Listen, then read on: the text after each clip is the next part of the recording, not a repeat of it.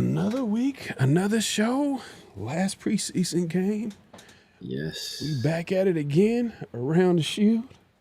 Yes, sir. Yes, sir. Only 5 days and counting until we know who's on the squad. Yeah. That's gonna be interesting. Yeah. I wonder if it's gonna be some surprise cuts. I guess we'll talk about it. We'll talk about Every year. Every year there's one. Some people that you never thought would make the team. There was probably like 1 or 2 years where like it wasn't any surprise cuts. But you know what's so bad about that? That means that it's probably not a good team. Exactly. There's no competition.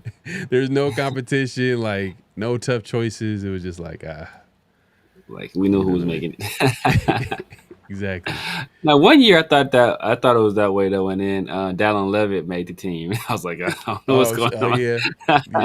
There you go. Don't forget to clock in, hit that like, comment, subscribe, and hit that notification bell. Here we go. Great Pharaoh. The gift of Troy is a fabulous fabric from the land of the 5 rivers.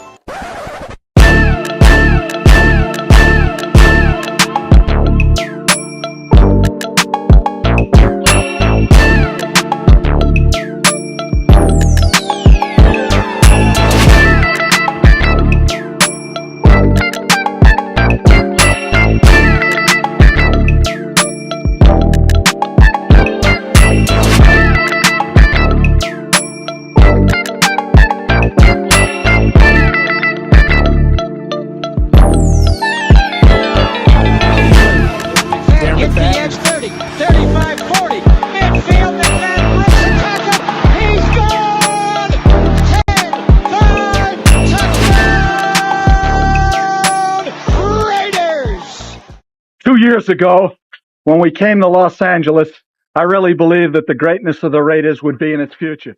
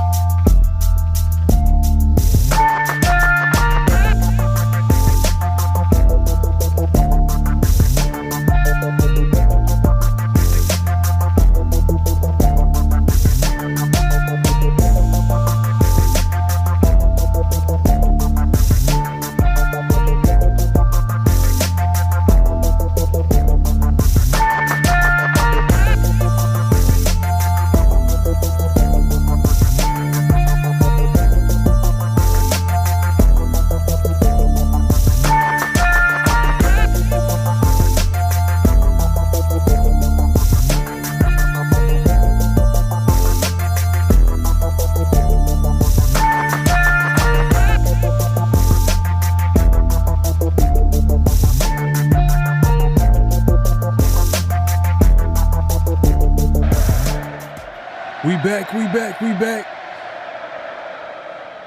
We are back for another edition of Around the Shield, man. You already know what it is, man.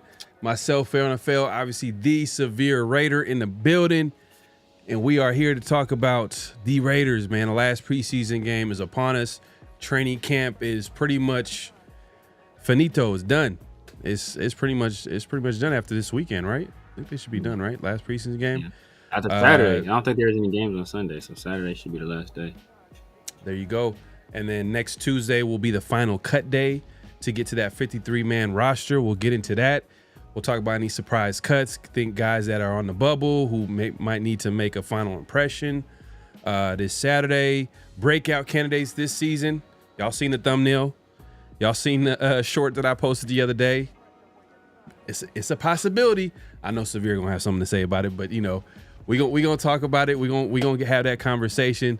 We appreciate everybody coming through. Make sure to clock in. Hit that like button, hit that subscribe button, hit that notification bell. Man, we see the night crew pulling up, man. We see y'all, man.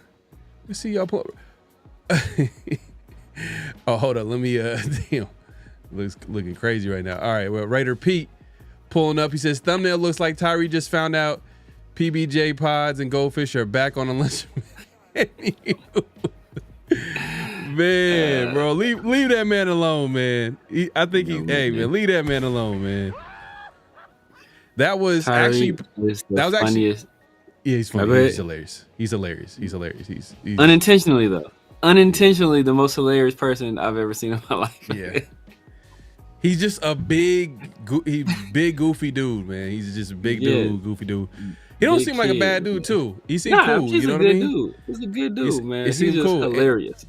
And I'm hoping, and I think a lot of it is hoping, but you know, there might be some positive. There's a lot of positive things coming out of camp when it comes to Tyree. But I'm hoping for him to have a good season because I know a lot of Raider fans, including myself, obviously Severe, have been really critical, which is not his fault. He was drafted number 7th overall. You know, the previous regime went ahead and drafted him. And you know, we'll forever remember the pick as the pick that the Raiders passed on, you know, Jalen Carter, and you know, you can name some other players, but I think Jalen Carter is probably the main one because he was actually on the board. Christian Gonzalez, you know, I think a few teams kind of passed on, and as well as Jalen Carter, but I think Jalen Carter was like the God. Man, he was the Commanders passed on Christian Gonzalez for. Oh yeah. You called that out too. You called it out. You called it out. But I'm hoping for the best. We'll get into Tyree and all that. We'll get into all that good stuff, man. But we appreciate everybody pulling up. Make sure to clock in. My guy Chewy's in the building. Emmanuel Forbes. Emmanuel Forbes. Did he get cut? He got cut like last year. He got cut last year. Who does Emmanuel Forbes play for now? As far as I know, nobody. I don't know. I haven't checked in. Wow, first round. Somebody else might have got a chance, gave him a chance, but. Hold on, let me look this up real quick. Emmanuel Forbes plays with. Looks like the Rams. Oh, the Rams right now. Okay, that's good. That's good. Looks like he might be playing. The last time he played with a team was with the Rams. I'm not sure if he's on the Rams roster this season though. This training camp. I don't know if he's with them. Doesn't look like. We'll take a look. Maybe he is. They claimed him off waivers. Yeah, that's the last thing. Yeah, in December 2nd of last year. So he's probably still with them. He's saying because they cut him. Yeah, they cut him. They cut him November 30th. They claimed him. So yeah, okay, that's good. Good for him. Good for him. But yeah, my guy Chewy's, man, appreciate you coming through. Definitely, everybody that's watching, man, definitely check him out. Check out his channel and subscribe. My guy, bro, appreciate you coming through. Yeah, the late night show, man. It is what it is, man. We that's what we do. That's what we do. We got my 2 cents in the building, man. Salute. Appreciate you coming through. LS in the building, man. Salute. I got a real bad feeling that we'll trade for JPJ. We gonna have to stop this real quick. Come on, man. Just all you gotta do is do a quick investigation. Where did the rumors of Trey Hendrickson come from? You know what I mean? Once you gotta always check the sources. Always check the sources. I gotta, you know what I gotta do? I gotta get a Ric Flair, man. I got to get a Ric Flair. Woo! The night crew. He's not doing that. He's doing the Arsenio Hall. He's doing the cute. He's doing Arsenio Hall. Okay, that's different. But I don't know why. When I see this, I think the Ric Flair. But I do got to get the Ric Flair. Ric Flair. That's just classic. Yeah. That's classic. That is classic. Salute. King of Mods in the building, man. Appreciate you coming through. My God, Daniel Kim. Kevin Lurker, yeah, it is. It's that time, man. It is that time. Wait, man. I need one too, though.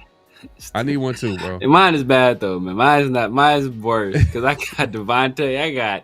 I got Jack Jones. I got Devontae Jack Jones too. That's the thing. True. Yeah, we both need to update. I got a lot of Devontae though. I'm gonna let you know the next intro is gonna be just classic players that I like. You know what I mean? That were on the Raiders. That's it. Classic. That's players. it, man. I can't keep changing these intros, man.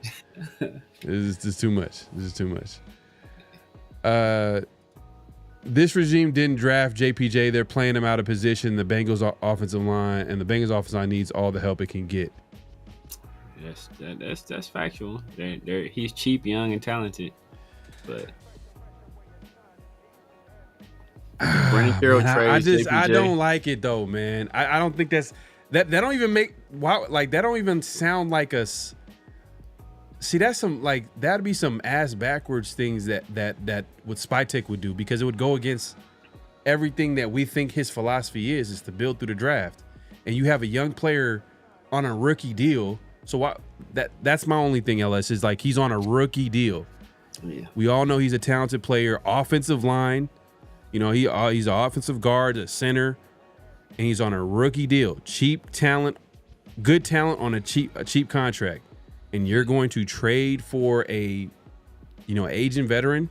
You know, he's one of the best pass rushers. I'm not denying that, but he's like 31, 32. How many years are you going to get out of him? And you're going to pay him what? At least upwards of 30 mil, probably the same as, or just below max. He gonna probably want, based on what he did last year, he might want as much or a little bit more. To be real with you, I don't know, man. LS, man, I don't know. I hear what you're saying. You don't want it to happen, but I don't think it's gonna happen. I don't think it's gonna happen. He's probably looking at it like Pete Carroll is 78 years old. Pete Carroll is 103. He's like, I don't give a damn about these young players, but I'm trying to win. Hey, you know what though? I think you know what it is. The other thing is that Pete Carroll might be trying to all coaches want to win now. Yeah. But Pete Carroll's case is very serious. Yeah. It's like he's literally trying to win. Not tomorrow, today, right now, at this very minute. He's not trying to wait. They have this saying play this game like your life depended on it. Pete Carroll is really that's a real situation for him. It's bro, I don't got much time. Yeah. I don't have much time out here. So salute Myra in the building. Appreciate you coming through. If we could make the move, I wouldn't be against the move, but I wouldn't want to trade JPJ, but Tyree could have his own PBS Big Goofy. Yeah, he's funny, bro. He's funny. I've always noticed that, but you know what I noticed? I guess let's just get into it, man. The other day at his pressure, he seems way more confident. You can't lie though. He seems pretty confident. Still goofy, still goofy. You know what I mean? But he seems way more confident, way more comfortable talking to the media. Way more comfortable talking about, his position on the team, what he is trying to do and what he's trying to do on the football field, especially when he explained, I think the question that was posed to him the other day, I think I posted it about, was he able to develop some counters to his game, counter moves? And he just talked about how, hey, look, I have long arms. I got to start with power. And then, from there, he starts saying that's where I would use a little bit of speed and I kind of like that. You know what I mean? It lets me know that he's actually trying. It doesn't mean that it's happening on a consistent basis. Yeah. But then when you start hearing about other people talking about him, Robert Leonard had some good things to say about him, defensive line coach, and just we'll see. For me, it's wait and see to see how it looks like during the season. But you hear the stuff people are saying he's having a solid camp, which we haven't heard in the past. We didn't hear Tyree in solid camp. Yeah, we didn't get none of that. But everybody's saying he's having a solid camp. We heard that last year. We heard every year. I didn't hear We that. heard I it didn't last hear that, year. bro. I didn't We hear heard that. it. We heard it I last didn't hear year. that. People are, I oh didn't man, hear- Tyree's looking. I didn't hear Oh, that. Tyree, he's looking healthy. He's looking. Remember last? Oh, he's like Tyree's put on some weight. He's looking healthy. He's looking strong. You can tell that foot is fully healed, and we're expecting. It's the same. Look, bro, Bon Jovi. Y'all living on a prayer right now. That's what y'all doing. Living on a prayer. Like, am I rooting for Tyree? Like, he seems like a good dude. You know, like not a malicious bone in his body. And you know what? On the outside world, that's a good thing. But when you're a football player, I want you to be a jerk. I need you to be an asshole. And Tyree doesn't have that in him. And I think that's part of the reason it's what's holding him back. You know, not even mentioning the fact that like you ain't the first defensive player ever to have long arms. Like, bro, like that's exactly right. Like, but he's not the first ever player to have long arms. Like, that's not like having long arms is it's not an excuse for not developing pass rush moves. Like, Max Crosby's nickname is literally the Condor because of how long his arms are. So you can't tell me like, oh, my arms are long, so that's why I don't have any pass rush moves. Like, bro, like, work on that. Like, that should be you should be working on that. Your arm's gonna still be long. Like that's not going anywhere. Like, developing some pass rush moves is only gonna take your game to the next level. And the fact that you haven't, that's concerning. Yeah, and it's there was times where like I felt like when I was just watching it from the TV copy, there were times where he was just doing the same power rush move and he was just getting blocked up and there was no counter to what he was doing. He was just stuck there, like just doing the same thing. But then they move him inside and he was able to like kind of get some pressures that way. But we'll see. Maybe more confidence maybe leads to better play on the field. He said the other day he was talking about how like right now the game slowed down for me. Right now I'm just focused on the technique. I'm not thinking about anything else but myself and the technique. So I'm like, all right, hey, we'll see how it looks like, man. We'll see what it looks like during the season. Because if Tyree has a breakout season this year, or a good season, let's say a good season this year, I think that'll be a big plus for the Raiders defense because they need it. Because we don't know outside of Max, who else do we know for sure is going to be a consistent contributor on this defense? Adam Butler. Butler, okay. I would throw Kuntz in there, but then the injury is kind of having me like think like when is that going to happen for him? When is he going to get all the way back? Yeah. I don't know. Hey, someone the other day,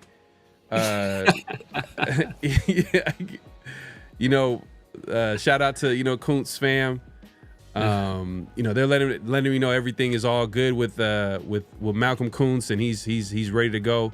Which, hey, that's what I want at the end of the day. But I was just speaking on we haven't really heard from Kuntz, so I was wondering that. And the coach the other day. He did mention that the recovery process took longer than expected, but for the last couple of weeks, last 10 days, he's looked explosive, he's looked good, looked strong, and all that. So okay, so hey, if Kuntz could be a factor like he was, who we thought he was going to be before he got hurt, then that's a big plus for this Raiders defense for sure. That Raiders D line, and if you add Tyree to that equation, you add some of these young guys step up.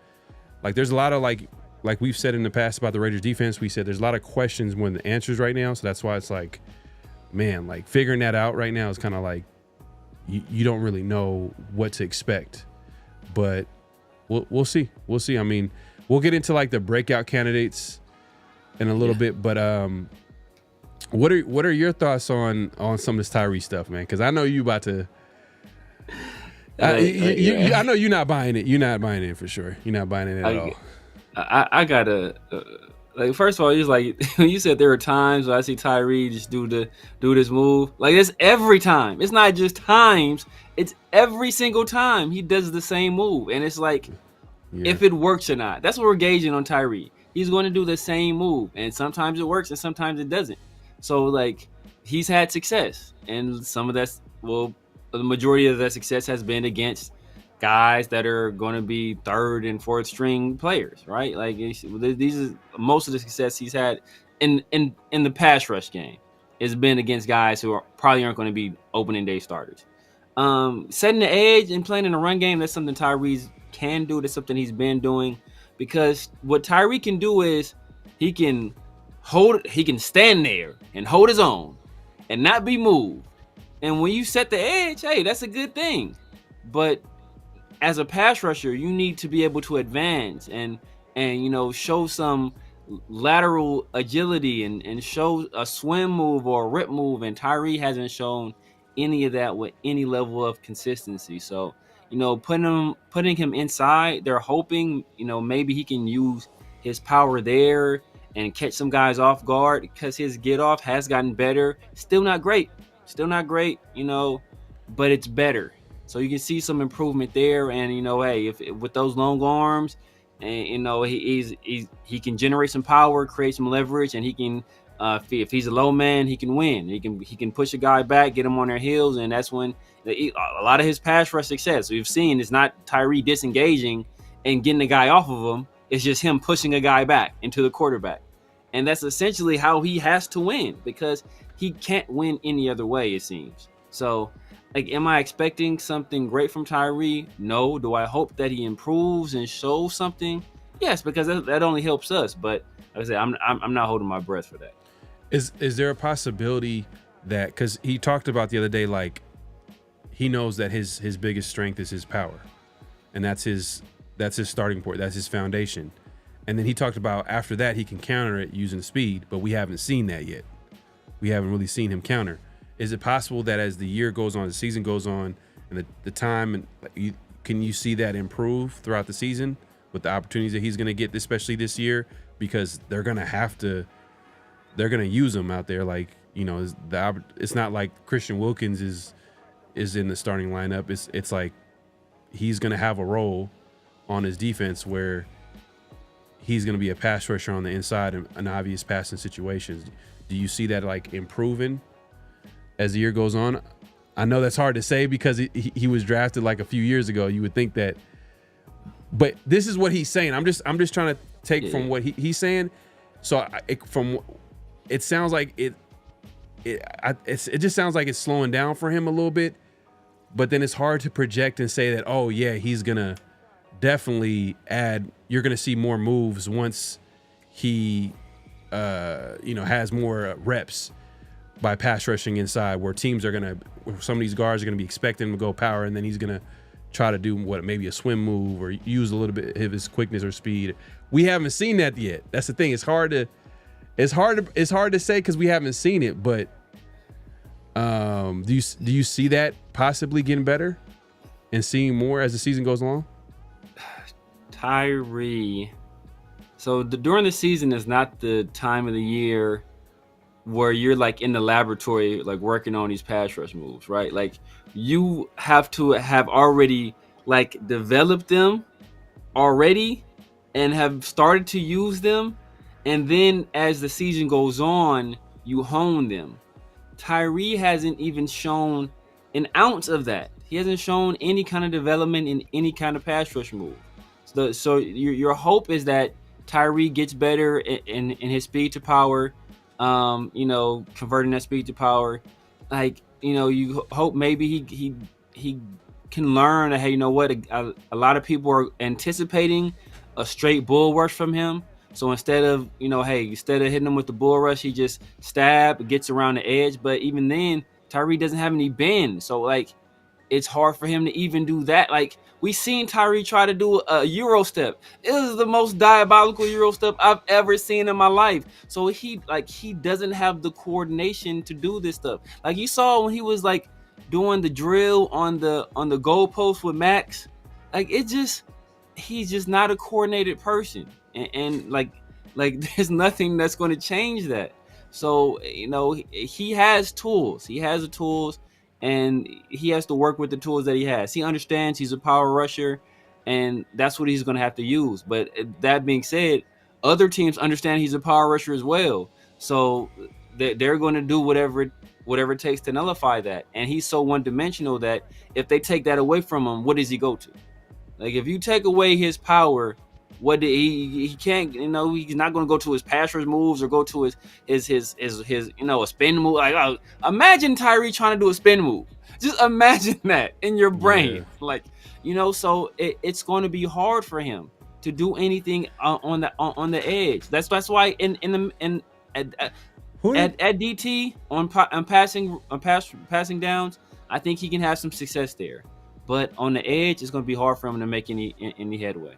I know why McDaniels and Ziegler drafted him, because they probably looked at, like, he wasn't their first option.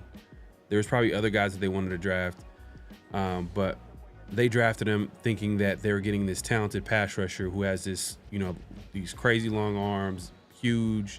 Obviously, who were they thinking they were going to get? Who was a guy that has the physical, stature that Tyree has? Who are they thinking that they're going to get? I'm trying to think who's a guy that's a similar build to him. Yeah, I'm trying to think, like, who were they thinking? Because he's not fast. He's not. It's like, but the thing about Tyree, if Tyree in a straight line, he's pretty fast in a straight line, like just running straight. He's pretty fast, but moving left to right, like this is what you have to do in football. Like, that's where he's not fast at all. So, I don't know who they thought they were getting. Maybe Montez Sweat, but even Montez Sweat has more to his game than Tyree. But, like, he's a guy, long arms, strong, but he has bend to his game. I'm trying to think of a guy that really doesn't have any bend, because even in college, it's like he didn't really have any bend. Chandler Jones? Maybe Chandler, but maybe Chandler. Because Chandler Jones has long arms, he's not super athletic, you know what I mean? But but he got moves though. He got moves. He got moves. But remember Patrick Graham said, he kind of put Tyree on the inside to kind of speed him up a little bit, because that's what he did with Chandler when Chandler was a rookie, and that kind of helped him when you were inside. Everything moves so much faster. Yeah, and you have to keep your head in the swivel, because the guy can be, you can get blocked from the left or from the right. So when you're out there on the edge, that it's a little bit easier. Things are a little bit slower. But maybe Chandler. I'm trying to think of somebody else. Myles Garrett's a way better athlete than he is. Myles Garrett was a freak athlete. Like, Myles Garrett's a crazy freak athlete. So I really don't know. But, like, Myles Garrett would probably be the same. Like, they're like probably the same size. Probably the same size, yeah. You know what I mean? But not the same. But not the same athlete, though. You know what I mean? That's the difference. That's the difference.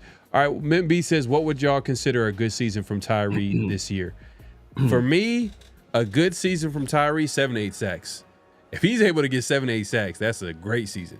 It's a great season. Just based off my expectations at this point, we all know, like, hey, man, like, if you're expecting, like, I'm not going to, 7 to 8 sacks is great. 7 to 8 sacks, especially if you think about, like, Max is probably going to be the guy that's going to get the 10-plus sacks. And then, you probably factor in Kuntz in there. You know what I mean? I'm trying to figure out, like, where Kuntz, if Kuntz is his regular self, like, going into the season, then he's going to get his. If we can get 7 to 8 sacks from Tyree, and they're moving him inside, and he's having some success, passing from the inside, that's a big plus, because, quarterbacks don't like pressure up the middle. So, 7 to 8 sacks for me, at least. If he could give you at least 7 to 8 sacks, I'm good with that. I was there with you with the 8 sacks. I was saying, like, 8 would be a good number for him, but then I was thinking, I don't know how many opportunities he's going to really get, because we got Kuntz out there on the edge, Max damn near never comes out the game. Then we're doing the kind of the big lineups with Max, Laulu, Butler, and Hemingway, and possibly Booker out there with Pratt as the other kind of pseudo edge. So I don't know how many opportunities he's going to get. I'm gonna say like 6.5. 6.5. If everybody stays healthy, if everybody in line stays healthy, six and a half. Now, if Tyree moves into like a starting role at some point, then yeah, I need to see 8. But right now, 6 and a half. I would be okay. That's a good year for Tyree. Well, let's see. I mean, Tyree, he's had like what the most that he's had in the season is like 5. 4 was it 5 or 4.5? I think he had 4.5 last year. I don't know if that's the most. I think he has like 8 career sacks, something like that. It was Let me see, bro. 8 career sacks is diabolical. Okay. He had like so he had 4.5 last year, 3.5 his rookie year, 4.5 last year. Yeah, man. If he gets 7 to 8. Yeah, if he Or like could 7, double up, if he gives 7 sacks from Tyree, that's why I'm being very generous. I'm saying 6. Give me 6. I'm gonna say that's good. I'm doing Tyree like I'm doing Genty. I'm being very generous. Damn. I need 1,600 all-purpose from Genty. I need 6 sacks from Tyree. I'll be happy. I'm like, all right, cool. That's a good year from both of y'all. Damn. 6. The way you look at Tyree is just like 6. Tyree. Bro, they're professional football players. I mean, 6 is a lot, but it's not. Last year with Max hurt and Kuntz hurt and like, bro, he got 4.5 last year. So I'm like, bro, this is like your time to shine. Like, oh, Kuntz went down, put me in, coach, and he couldn't do it. Shout out to Daniel Kim. He says Jesse Merrick was speculating that starters might play a bit because of 2-week time frame until first game. Yeah, I mean, and Pete Carroll's kind of like a coach that likes to play starters in the preseason. Like, he wants to give them some reps in the preseason before the regular season. So I'm not expecting the starters to play if they do play this week, literally like maybe like one series. I wouldn't expect them to play that long, especially in this last preseason game, where I would think the purpose of this last preseason game is like a lot of the bubble players, a lot of the players who's trying to, make the roster are probably going to get a lot of playing time. Like, we're going to see a lot of, Cam Millers get PT and guys like that. I was hoping to see three quarters of Cam Miller. So I was hoping maybe Aiden to get 1 quarter, 3/4 of Cam Miller, but no, yeah. I'm not hating on Kuntz or anything like that. I understand. I'm me understanding that injury takes time is me alluding to like, all right, Kuntz, we don't know what we're gonna get from him, but from what Pete was able to say, and shout out to his fam, you know what I mean, left a comment the other day saying that everything is all good with Kuntz. All right, I'm gonna take his word for it. I'm just questioning it just because I understand those injuries take time. I agree with you. Yeah, and that's kind of what I was saying last show, where it's like a lot of it is mental. And I think Pete, I think his last presser, he kind of said the same thing, where like especially on a non-contact drill, it's hard to trust it, as you said right there. It's hard to put trust in that. Any kind of little pain or any kind of twinge you feel or tweak you feel in that knee, you're like, oh dang, is this could be a reoccurring thing, or am I going to hurt it again? Or so it takes a little bit of time to just play freely without thinking about it. So and he just got back on the field recently, so I think he'll be all right. Tyree looking more confident in preseason is equivalent to fans saying AOS looks skinnier from last season. Hey, look. It's a big improvement to me. Like, I'll take any type of confidence. Confidence is huge in sports, man. You're like a whole different player when you play confident. So if Tyree can play more confident, which would lead to more him possibly using his God-given ability, we'll see, man. We'll see. It's not a guarantee, but hey, look. Hey, shout out to Aiden, man. I only thing I asked Aiden to come to training camp with only one chin, and he did it. He came to the training camp with only one chin, man. Props to my dog. Props to my guy for doing it. Damn, man.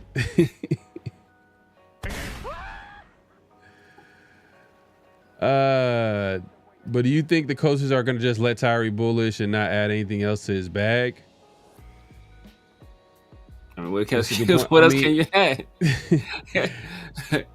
Tyree working on $10 ABT. It ain't too much else can go in the bag, brother. Well, Tyree made it seem like he has some in his bag, because if you're talking about like, well, I have long arms, I got to start with my power, and from there I can use my speed. And so if you're saying that you're gonna use your speed, how are you gonna use your speed?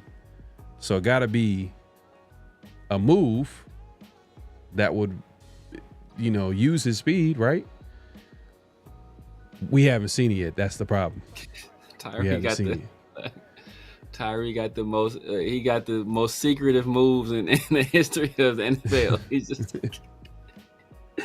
He's like, man. Salute, man. Appreciate you coming through. Raiders for Chris.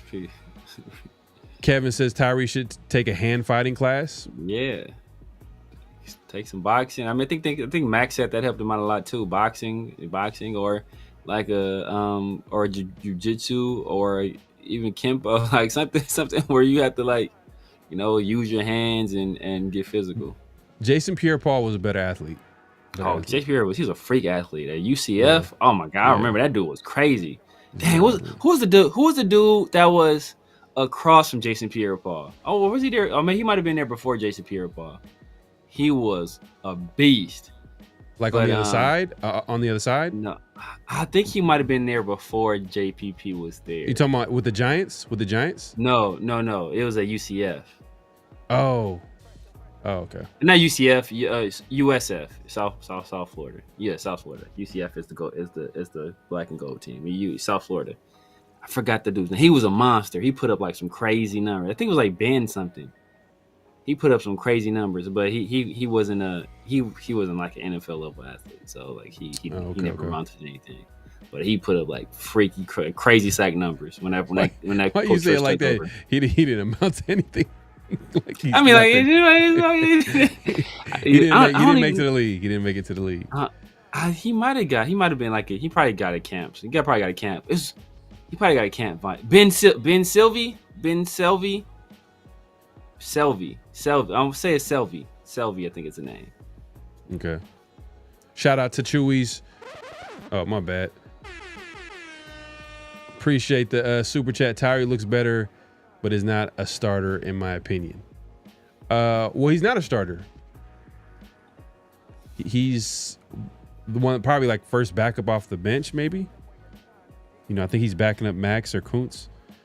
And then, like, obviously he's probably going to be in there. And so I think from what we're hearing from training camp, it sounds like they're going to be mixing it up on the defensive line, and they're going to have all types of different lineups, and they're going to be throwing in guys at different times, kind of like almost not exactly like it. But remember that year where Gus Bradley was running the show, and I'm not sure if was Robbie Leonard. I don't think he was the D-line coach, but they had like a rotation out there at defensive tackle. Was it Buckner? Was it Brenton Buckner? It might have been. It might have been Buckner. Because whatchamacallit took over the next year. We know, my guy, legend. Rob Marinelli. Yeah, Rob Marinelli. Yeah. His last name, and I was thinking about something. But anyways, I was what was I gonna say? I lost my train of thought. I was gonna say something, but no. But I was basically saying that, like, yeah, Tyree's not gonna be a starter, but they're gonna have like different combination lineups. They're gonna keep guys fresh, but I'm not sure if that's the goal. I think their whole situation is they don't really have a guy that they can put in there. They're still trying to figure out who they can put in there. Like a Max Crosby. Max Crosby is going to be consistently out there. Adam Butler is going to be consistently out there. But outside of those two, maybe Kuntz. But even Kuntz, he's coming back from his stuff. So but he might be a guy that might be consistently out there. But they're going to be trying to get other players involved, like the Hemingways that kind of flashed, the JJ Pegues, who's looking like he looked good. He looked like there might, and it's crazy too. Like we finally, I'm hoping we're finally seeing some talent from that D tackle spot. Not to say that they've arrived or they're going to contribute, but in the past, like the Raiders made attempts to address the deep defensive tackle, and it never amounted to anything. And y'all know what I'm talking about. We talked about the last show, the Neil Farrells and the Malcolm Butlers and Matthew Butler. Matthew Butler. But then what was another guy that we signed? Remember we signed him, and then he goes to the Texans. And he balls out. Malik Collins. Malik Collins. Malik Collins. We've had guys in the past. Bilal Nichols. Yeah, Bilal Nichols. Nesta Jade. But what's not Bilal. Well, I know who you're talking about. The guy I liked that we had. It was not Malik Collins. It was the other guy. That he played well for us. We kept him for a year, and then he left. Jefferson. Not Quinn Jefferson. Damn, he came the same year as Bilal Nichols. I think he came with Jenkins too. I know what you're talking about. He came from the Bengals. He came from. Was he a Bengal? I think he came from the Texans. Was it Texans? It was the same year. It's the same year we signed. I want to say it was the same year we signed Bilal Nichols. Dang. I remember it was a defensive tackle that we didn't even expect to be like one of probably the best defensive tackles that we had, and he stepped up big time. He's the best one. Yeah. I think he played for the Bengals. No, I remember that because I remember there's a show that I respect their opinion, and they didn't like the pick. But I liked it. I was like, man, I think he's gonna be good, and he turned out being good. And so I was like, it was like a little feather in my cap. I was like, all right, got one on his not John Jenkins. Not John Jenkins. I don't know who you're talking about, bro. This is 2022? 2023? 2022 Raiders. That's all right.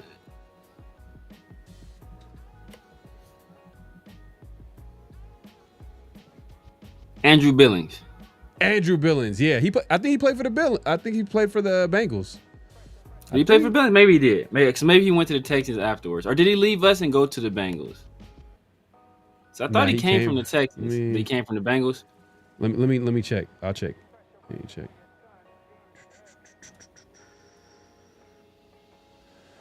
So he played with the Bengals 2016 to 2019. Then he played with the Browns, Miami, that's Dolphins, what it was. Kansas City Chiefs, and then the Raiders. And then now he plays for the Bears right now.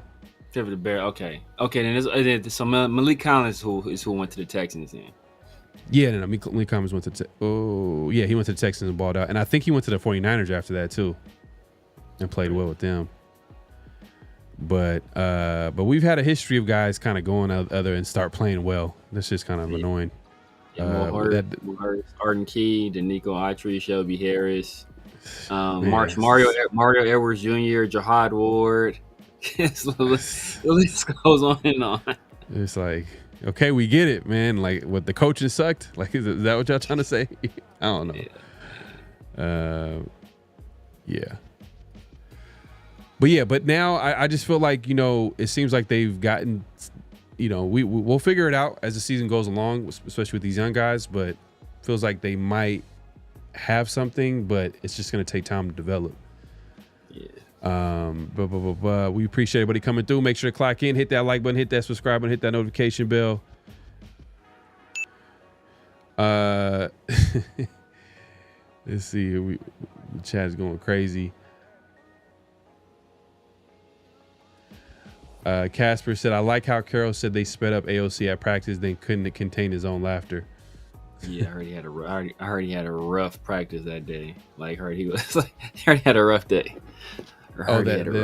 The day where they because I think AOC even brought up like it was like a shorter clock. Shorter clock. Hey, it is what it is, man. Got to get better. Tribe. Other than Max, Raiders are gonna have to blitz for pressure. Kuntz doesn't appear to be back to himself yet. Yeah.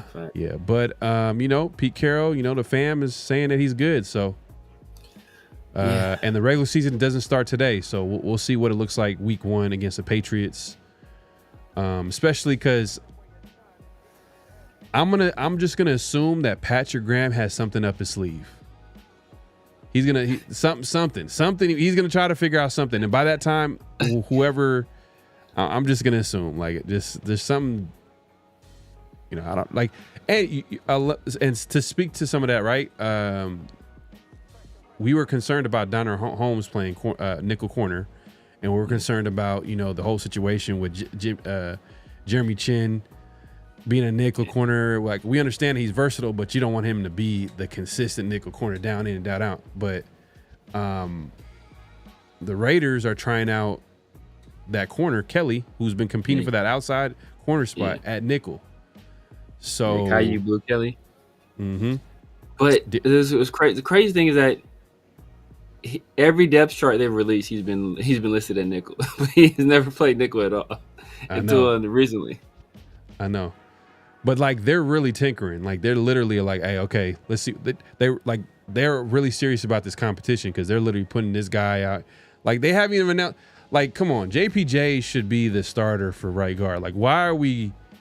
Come on, man. Like, why are we doing this thing with Alex Kappa? And it's just, come on, man. Like, what are we doing here? And, to speak to LS's point earlier, like, you're getting people paranoid out here. Like, what's going on here? Like, so let me ask you a question. If you're 3 weeks away from the season and you're tinkering, what does that tell you? Yeah, it's not good. It's not good. It's not a good omen. So especially at offensive line. Like, what are you doing? Like, yeah, and nickel. Like, it's like, hopefully it's, like I said, hopefully it's a situation where they just want to get guys exposure at all of these spots, just in case of injury. Practice. Hey, practice is the time to do it. Maybe it's a short period. It's just the team periods. Hey, let's get these guys exposure here and there. But it's like, man, Leo, that's hella funny that when you heard that, that's your first thought was like, damn, like now you look. Man. Leo so shout out to my guy Leo, man. Leo had Link on today, man. He great show, man. So I gotta check that out. I gotta check that out. I get done here, man. Make sure y'all head over there, man. I was listening to it. It's good stuff, man. Real good stuff. Definitely got you. I wonder what he has to say about the state of the Raiders offensive line. So I definitely want to check that out for sure. But salute. Leo in the building. Nah, he was talking about college, Leo. Yeah, he's talking about college, yeah. George Selvey is the guy's name. George Selvey. He said Zumba classes. That's hilarious, man. I get what's the classes they have, the little platform they be stepping up and doing like the not Taibo, but yeah, I guess that is Zumba. When they be like, is that the one? Nah, Zumba is the dancing thing, right? Yeah, this dancing. Okay, yeah. Dancing. They be coming in. I be seeing people like, what's the one with the platforms? They be like, I be seeing like they be like a room full of people sweaty as heck, and they be stepping up on the platform and jumping down. And what's the dude back in the day? Now you think about Taibo, is it Taibo? What's the Richards? What's his name? Or Richard Simmons? Richard Simmons. Isn't that what he used to do? Oh yeah, Richard Simmons. Richard Simmons.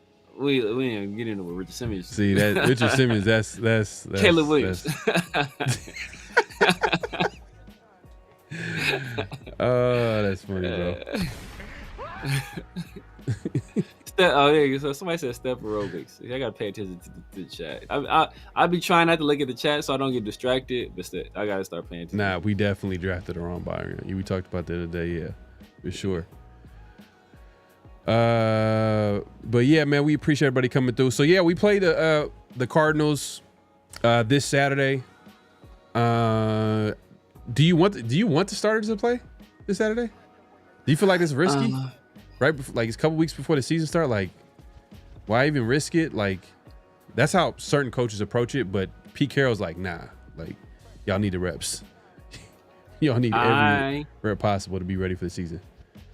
I don't want Bowers to play. I don't want Mayer to play. I would like to see Genty have a series, not even a full series, like 3-4 carries. Just to, hey, you know what? Just to keep the. He had a good game last week, to build off that momentum, have another good game, keep his confidence, going heading into the season. So he'll start the season, hit the ground running, bam, he's off like a rocket. So have him just get more confidence, because whoever the Cardinals playing, he should dominate them. And then have the line play another game, because with all these moves, I think they need a little bit more time to build some chemistry, get Jordan Meredith a little bit more comfortable at the center spot, get JPJ a little bit more comfortable at the right guard spot, make sure those guys are simpatico.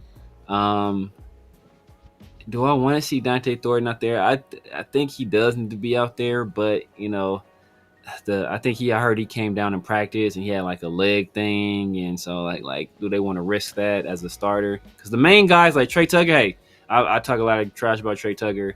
He's solidified as that number 2 guy. I don't need to see him at all. I don't need to see Kobe. I don't need to see Geno. I don't need to see Brock.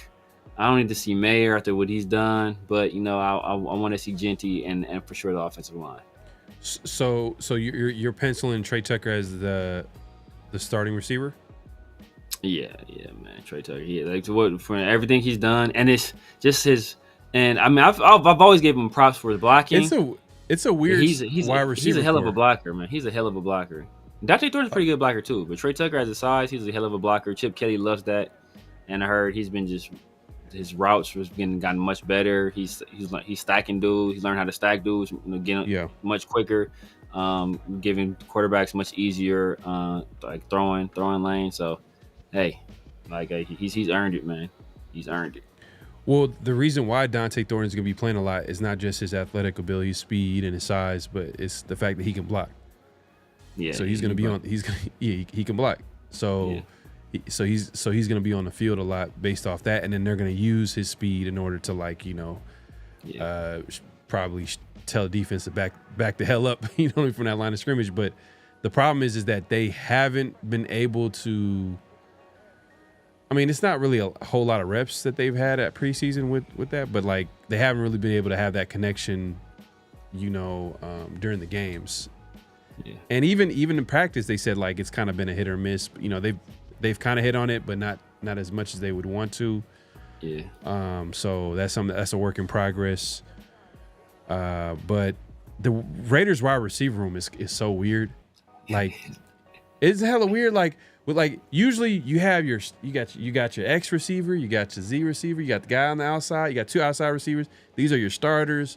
Then you got your slot. You know what I mean? The guy. But the Raiders don't have that. Like their number 1 receiver is like for the most part, they're gonna be lining up in the slot. Yeah.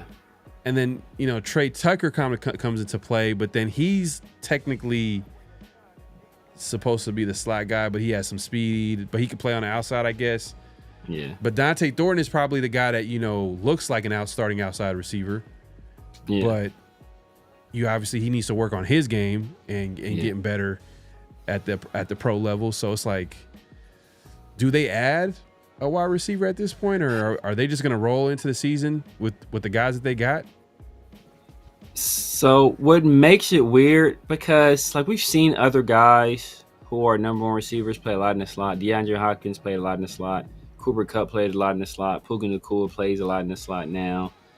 We've seen like guys who are the number 1 guys play a lot in the slot. That's kind of like the new way, because it's easier to maneuver in the slot. You give those guys 2-way goals. It makes it tougher to defend. But what we haven't seen is that these other teams didn't have a Brock Bowers, right? So like that's what makes it weird, because he is by far your best player offensively. And shout out to Brock Bowers, I think 24 on the NFL top 100 after a rookie season. Hey, what I tell you though? Unheard of. What did I tell great. you? I said, well, this is obviously my opinion, but I was like, man, I feel like Brock Bowers is the best tight end in the NFL. Just looking at the state of the tight end, there's talented guys, but when you look at the top of the guys that's been on the list, they're either getting older or they're always hurt. And Brock Bowers just came at the right time, just dominating, and now he's the best player at his position year one. Yeah. And the players agree too. So salute to Brock Bowers, man.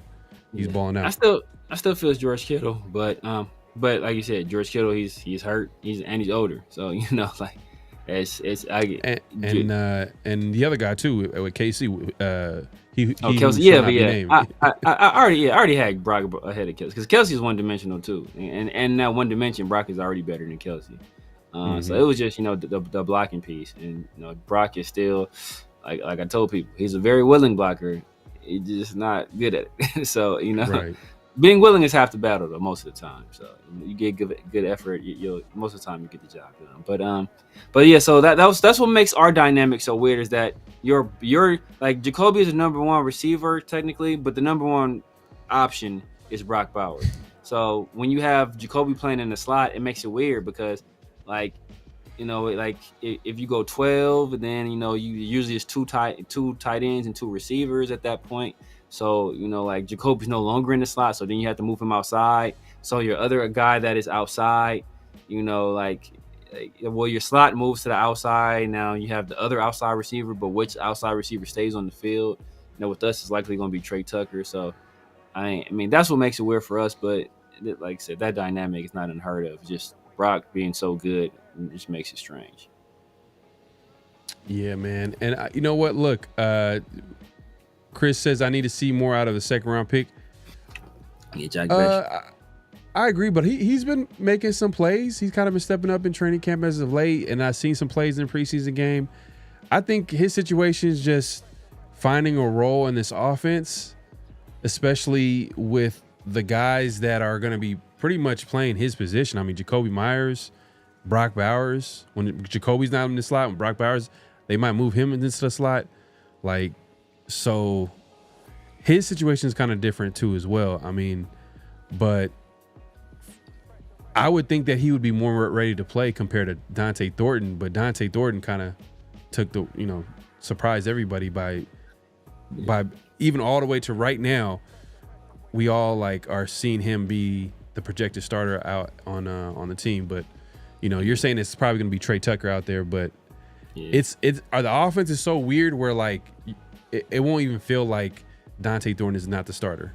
He's going to be out there with Tucker on the other side, and then maybe Trey or what I mean, and then they're Tucker's going to take the play off, and then they're going to have Dante in the game, and then it's just going to be one of them type of situations where they're just going to have different lineups. The Raiders are playing Jack Bech out of position. Jack Bech, he's not an outside receiver. He's going to struggle separating against NFL corners. So as long as they continue to play, even when they're playing him outside, you see how close he's lined up to the hash marks. He's usually lined up over the numbers, which is essentially like playing him like a slot receiver, but on the outside. So they're trying to figure out ways to make it work with him, but he's a slot guy, and until he starts playing in the slot more, he's not gonna show out as much. Severe, take this one real quick. How many points do we score a game this year? I'm gonna say 25 and a half. I put it in that range. 25 and a half. How much did we average last year? That's a big jump. That's a huge jump from what we were averaging the last couple years. Yeah, but I think we've had a huge jump in quarterback play. We're going to have a huge jump in quarterback play. I think I'm hoping, we should have a huge jump in running back play as well. Brock with some other complementary pieces around him, where they can't just double him all day. A healthy Jacoby, Michael Mayer being better. I think Trey Tucker taking the next step. Dante kind of, keeping the safeties honest. I think that'll help as well. So I'm saying, and we're hoping Chip Kelly is able to do his thing in the red zone. So I'm saying 25 and a half. 25 and a half. 25. I'm gonna go. Man, 25. That's a huge jump. But then, I mean, it's gonna have to be 25. Let's see. And with our defense, bro, we hope to win in the games, but we're gonna have to average 25 and hit the win. I'm looking at the. Let's see. I'm trying to look up the points per game here. Let's see. Boom, boom, boom. Seasons. 24 statistics, standings. All right. Okay. Cool. All right. Let's see. How much were the Raiders averaging scoring offense? Okay. Here we go. So number 1 last year was Detroit. And the Raiders were 29th. And they average 18.2 a game. So you're saying so that's basically a touchdown. What did Detroit average? Detroit averaged 33 a game. God damn, it's crazy. Yeah. It's crazy. So you're basically adding a touchdown because they averaged 18 last year. I'm saying Geno Smith is good for an extra. Geno Smith and Genty and Michael Mayer improvement and Trey Tucker's improvement is good for a touchdown a game. Damn, the Broncos averaged 25? God, what? Damn. Broncos averaged 25 on the dot last year. Right. No, they did that on offense. Hey, the Broncos are doing that. Yeah. If Chip Kelly with Ashton Genty and Myers, Mayer, and all these guys, I think 25 is a good number. I was gonna say like 23, around that area, 23. 23. I can see that. I mean, 25 is ambitious. 25 is ambitious. But it's the same thing. It's basically a touchdown. I can see that. 25 is a good number. 25 is a great number. Girls think we 12. He was like, you averaged like 12 points a game last year. Well, look. But now I know what was worse though. 2023 season. Oh. Hold on. Let me look at that real quick. 2023 season. If we look because we started out hot. We started out like the beginning of the year we were scoring. All right, so the Cowboys that year averaged 29 a game, basically pretty much almost 30, basically 30 a game. That's the year that could have. Oh, you know what? You're right. Well, we're better by 1 point, 19 and a half. Yeah, I'm saying because beginning of the year we were scoring. We just was giving up the lead late. Oh no, that's the Jimmy G season, right? Yeah, that was the year that was the year. But it's because you got to remember when McDaniels got fired. But know what it is? You know what it is. One game is skewing it. So that season was way worse. I'm thinking of the year before. I'm thinking of the first year we had Jimmy. Yeah, no, not the first year. That was 2022. Yeah. That was 2022. Yeah, that's what I'm thinking of. It's the one game that's skewing that. You take out that one game, bro, it's way worse. You know what it is. It's that 63. You take out that 63. If that 63 was 28, we're like averaging like 13 points a game. Actually, you know what? 25 is a good number. I actually agree with that. That's a good number. If Chip Kelly is who he says he is, and Geno lives up to his hype, and when I say Geno's hype, it's more so like just be a solid QB, good solid QB, whatever. Doesn't have to be like top 5 or anything like that.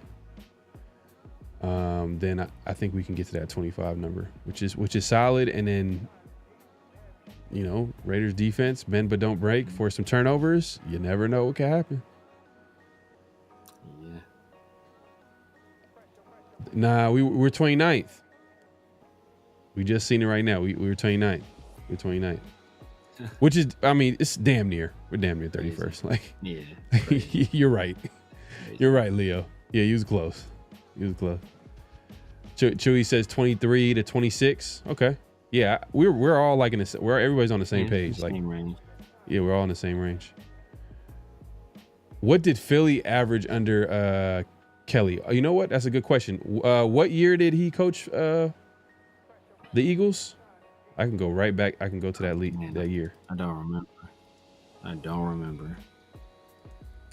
All I gotta do is look this up real quick. Let me see.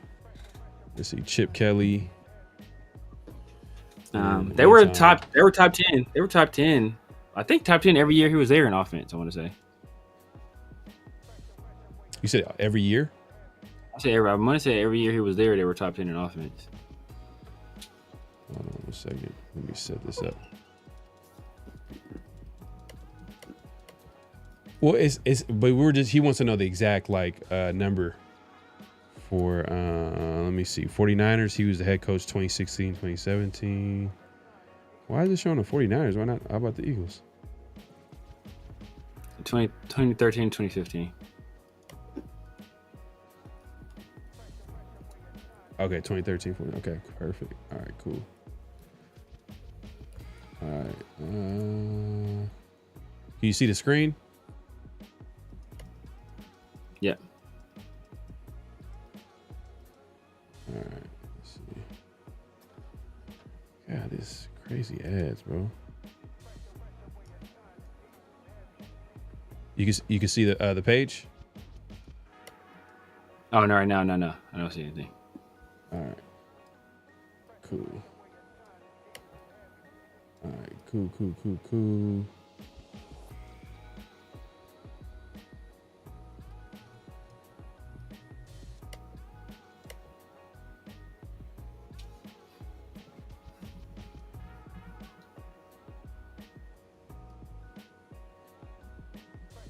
I guess we'll just do it like that. All right, man. If you haven't already, make sure to clock in, hit that like button, hit that subscribe button, hit that notification bell. We appreciate everybody coming through. Right now, we are looking up the statistical season for Chip Kelly when he coached that offense. And I'm pulling it up right now. I'm on Pro Football Reference, so I should be able to see it and put it on the screen. All right.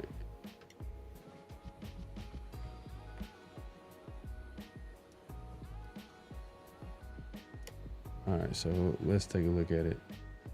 Let's see. 2013. Let me know if you see it. Let me see. Yep. All right, cool. So let's take a look here real quick. That's the year they beat the brakes off us, I think, with Nick Foles. Oh man, don't talk about that game. That was depressing. What's worse, it was Nick Foles too. That's what made it worse. It's like this dude's not even gonna be remembered. Like with the all-time greats, we're gonna remember him because he Super Bowl champion Nick Foles. If Peyton Manning did it, it was it was Peyton Manning. You know what I mean? What could we do? Yeah. It's Peyton Manning, or it was Tom Brady. It's Tom Brady. You know, that's an all-time great QB. But Nick motherfucking Foles, man, that's crazy. Wild. Damn. The Broncos that year averaged damn near 40 points a game. Y'all can't even see that. Hold on, let me see. Oh, damn, it's kind of in the way. Let me adjust this. Let's see this. It's crazy. That must have been that first Peyton year. Yeah, for sure. So as you can see on the screen, Broncos damn near 40. Damn, not even close. The second is 10. They're 10 points ahead of the Patriots. The Eagles were number 4. Whew. But the thing is, though, this is kind of, they hit the league by surprise with their up-tempo offense. I don't think Chip is going to bring. I don't think he's going to bring that type of offense to the NFL this time around. I think it's going to be a different version. But not to say that it won't be prolific or anything like that. It's just I don't think he's going to bring that offense to this team. Yeah. But do you think about people didn't think it would work though? That's the thing. People didn't think it would work. Yeah, that's true. Because remember Steve Spurrier brought the fun and gun to the league. He didn't last long at all. Damn, look at that right there. Oakland Raiders. That's sad right there. 20 points a game.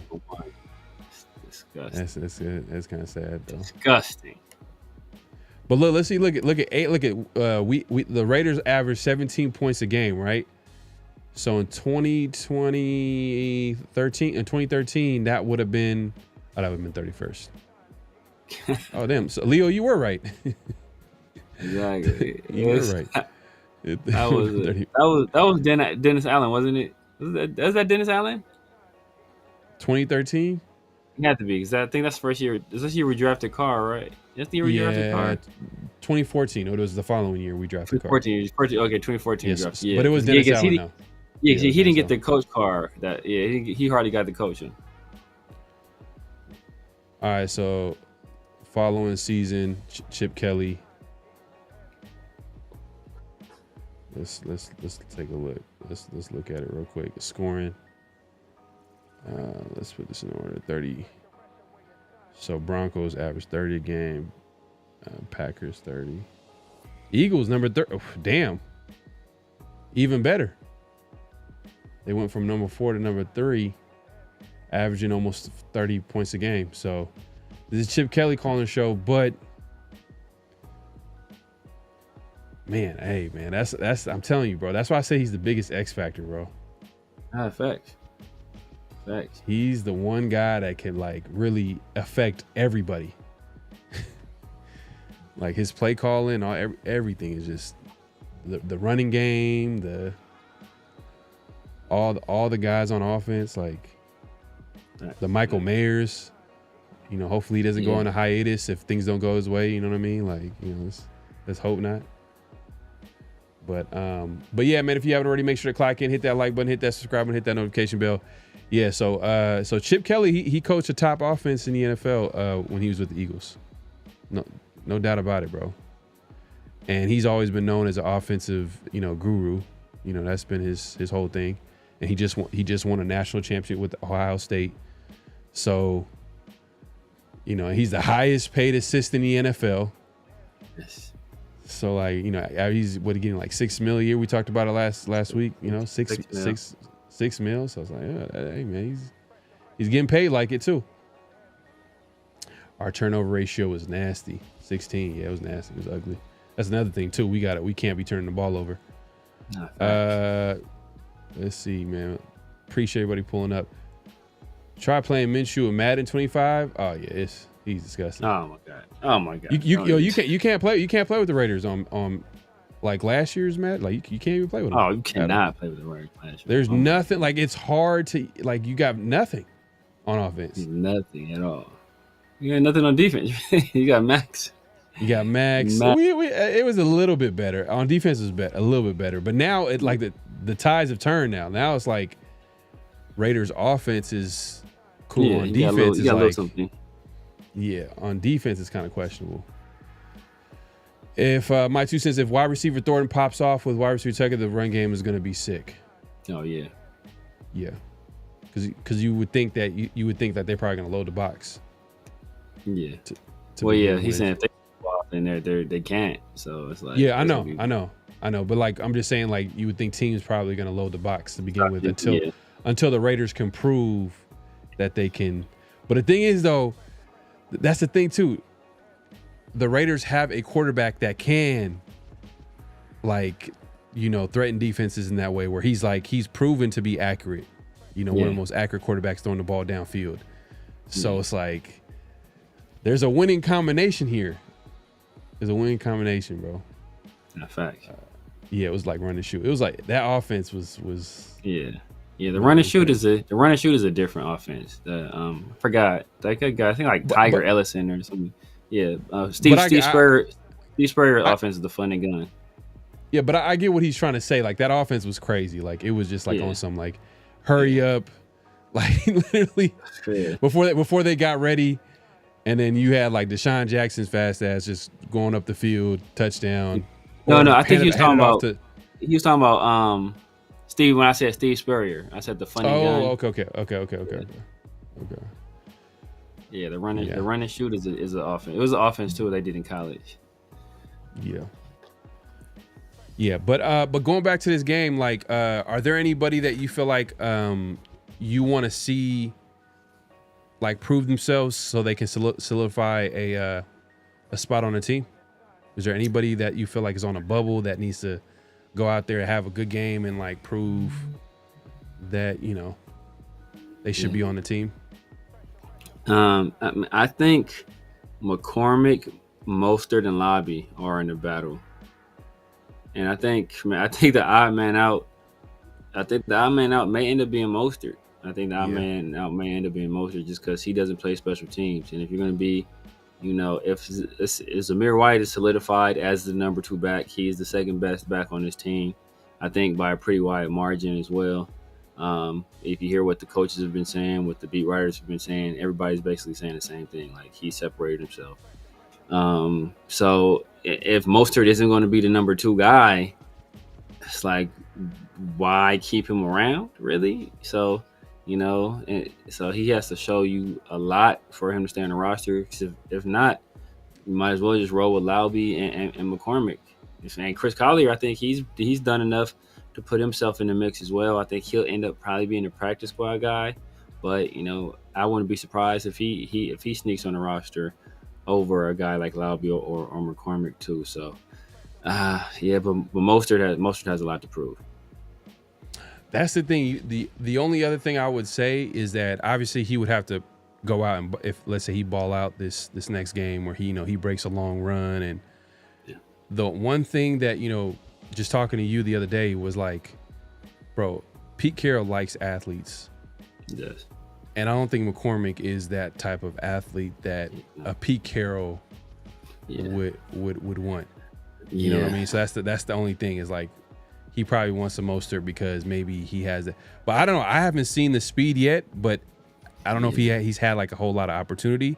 So maybe that's why we were having this conversation. Like he needs to prove that this last game. But if he doesn't, then it's like, why don't you just go with the younger guy that's on a probably cheaper contract? Because I think they probably pay Mostert more, even though it's a 1-year deal, than a guy like McCormick, who was an undrafted free agent when the Raiders signed him. So I'm sure he's probably not getting as much.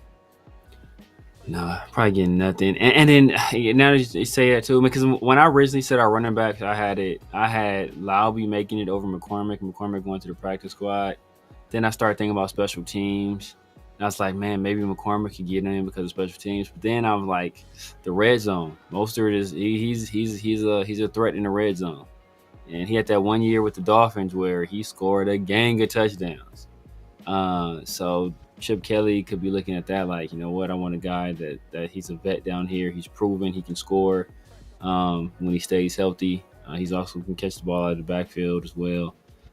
Solid blocker on third down too. So, but just I don't know. I wouldn't be surprised if either one of those quit. I actually think Laube, I won't say he's a lock, but I actually think he makes it. I think the real battle is between McCormick and Mostert. And shout out to Raider Nation 510. He says Chris already been on the practice squad. We can't afford to lose him. Zamir White only does well in practice. I mean, yeah, he does. I do hear like Zamir White like breaking a long run or doing something good in practice, but then like in the game we don't really see too much. But what do you think of Chris Collier? Because like shout out to Ray. He was talking to me the other day. He was saying that's his like favorite back outside of Genty on the squad. What do you think of him? He got a little bit of explosiveness to his game. He does. He's fast. He's fast. He's probably not as fast as him. He's probably like about as fast as Zamir. Yeah, long speed. He might have more of a long speed. But Zamir is a 4.4 guy, I want to say. And he's more physical. But I like Collier. Like I said, I can see him sneaking onto the roster too because of that athleticism. I mean, how many running backs do we carry? We got Genty. You said Zamir.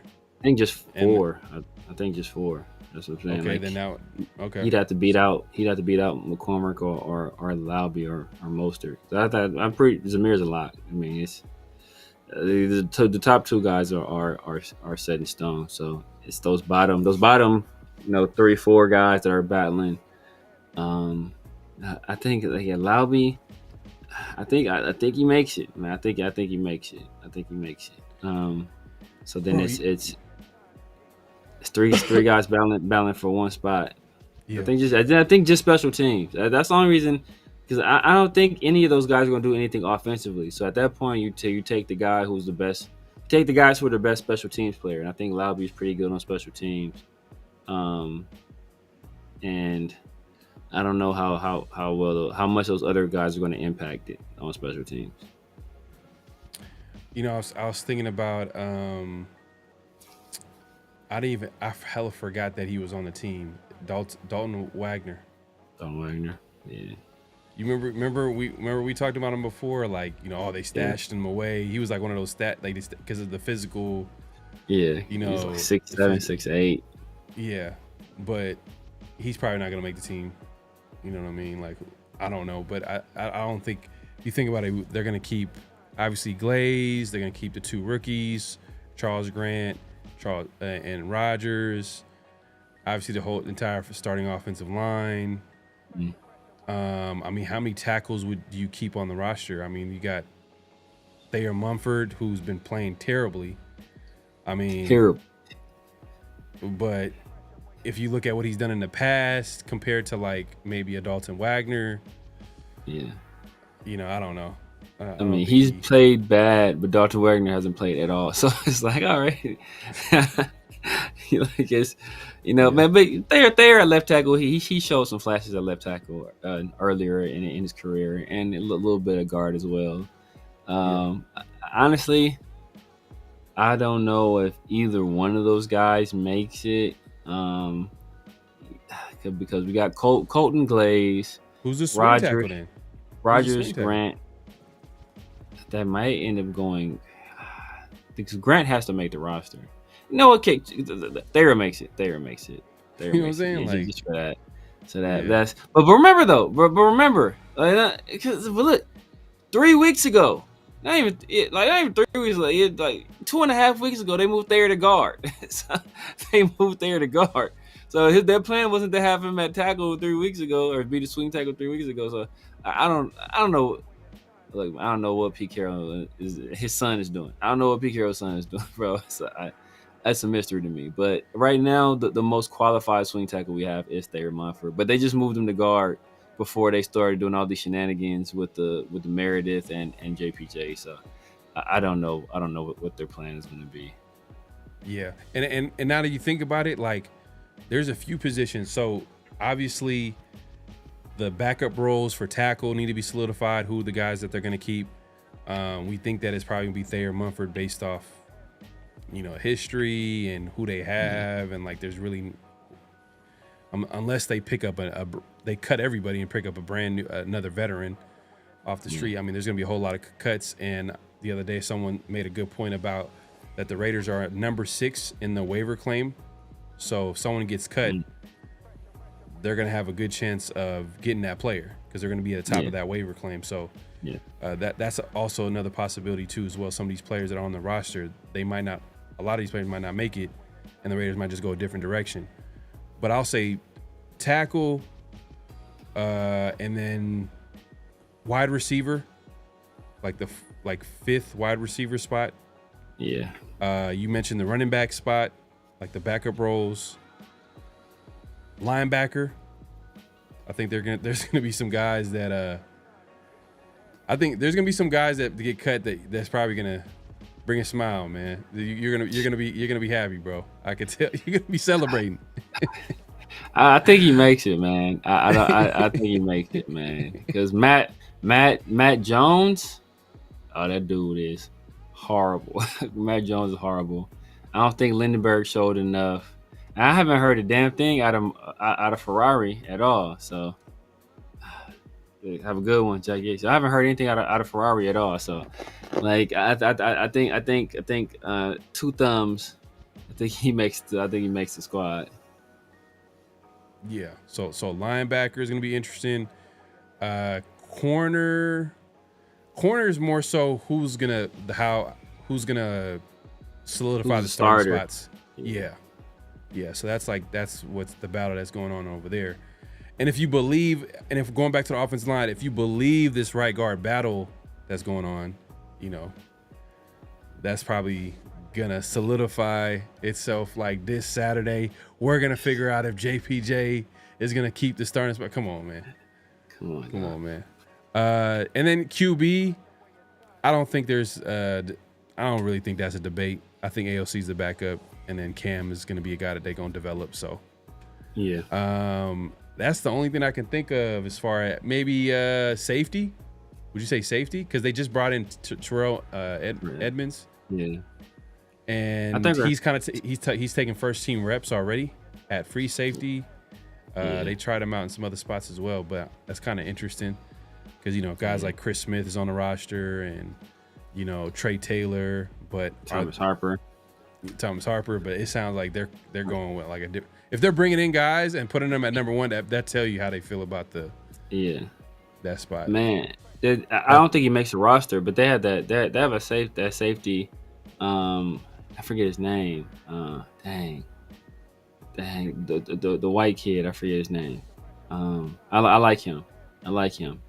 He showed up well in the preseason. I think they stashed him on the practice squad, but I think he's a guy. He's worth developing. I can't think of his name right now, but I think Trey Taylor gone. Hey, he had that interview. Are gone. he had that interview, man. He had that interview where he sat down. Oh yeah, with the Raiders. Yeah, they do, man. They had him getting first team reps the last few days. So yeah, that's something to keep an eye on. I guess this preseason game might be a game where they figure out who they would want to keep and who's going to be the starter. I think for Edmonds, I'm not sure if he would be this, starting safety, but maybe that third safety role, because Lonnie Johnson, remember he was supposedly supposed to have like a big role on his defense. Yeah. So maybe he takes that role. Yeah, he's the guy that stepped in at safety when Jeremy Chin would move down to nickel. And the way they described it, he was essentially a starter because they were in that sub package a lot. Chris Smith has done well out there, man. Chris Smith, I think he's looked good, and this the best he's looked since he came to the Raiders as a player out of Georgia. That ain't happening in 5'10", because Chris Collier he ain't better than Zamir White, bro. Sorry to break it to you. They can compliment each other all they want to. They can tell each other how nice their dreads are, all that stuff. I'm sure they could be very complimentary. That's the only way they're gonna be complimentary at all. That's funny, man. That's funny. Hudson Clark. I like Hudson Clark. Okay. I like what I saw from him. Okay. All right, man. We'll see, man. I don't think he makes the team, but he's definitely practice squad if nobody snaps him up. But see, if you claim a guy off waivers, you have to go. That's why people don't understand, and that's why I keep having to tell people. It's like, oh man, we don't want to cut this guy. He can go somewhere else. Like technically, he can go somewhere else and sign with another practice squad if he clears waivers. But if he doesn't clear waivers and nobody else picks him up, like they're gonna come back here and like if they want to sign them from the practice squad, they can only sign them from our practice squad to their active roster. So they can't sign them from our practice squad to their practice squad. So people are, we can't put Cam Miller on a practice squad because man, it was one of those teams to snap him up. Like unless they think Cam Miller is capable of being on their 53. They can't sign him from our practice squad. Like they can't do it. So I don't see that happening. Yeah, and they don't want to risk losing him too as well. So they're probably going to keep three quarterbacks. I mean, like, but my point is that if they cut him, the only way they would lose him is if he decides he doesn't want to sign with our practice squad, and another team wants to sign him to their practice squad. That's the only way, or even roster. But I don't see another team signing him to the roster. Like, I don't think he's a, but because you think about, like, for every, like, the Raiders are like, man, we can't lose Cam Miller because some other team. They're all 32 teams have a guy. They're like, man, we don't want to lose this guy because they all think that about their own guys. They're all trying to their own people. They have those same. So how we feel about Cam, how we feel about Shedrick Jackson, how we feel about Chris Collier, how we feel about Hudson Clark.